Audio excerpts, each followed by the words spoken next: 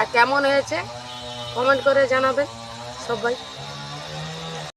শুভ দুপুর বন্ধুরা, সবাই কেমন আছো?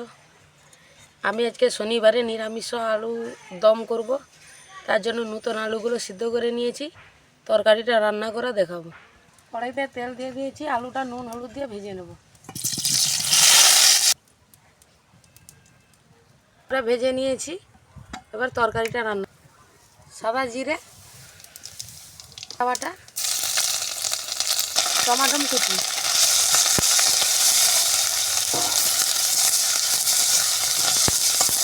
টমাটোটা গলার জন্য নুন দিয়ে দিচ্ছি, হলুদ গুঁড়ো, একটা টমাটো কেটে রেখেছিলাম সেটা দিয়েছি, আর টমাটো বাটা দিয়ে রান্নাটা করব। লঙ্কা বাটা, ধনে একসঙ্গে বাটা আছে দিয়ে দিচ্ছি, দিয়ে 1 মিনিট কষিয়ে নেব।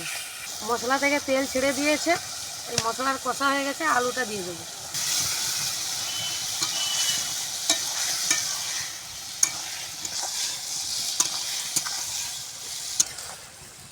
আলুটা কষা হয়ে গেছে, এবারে অল্প করে জল দিয়ে দেবো। আলু দেবো না, অল্প করে দেবো।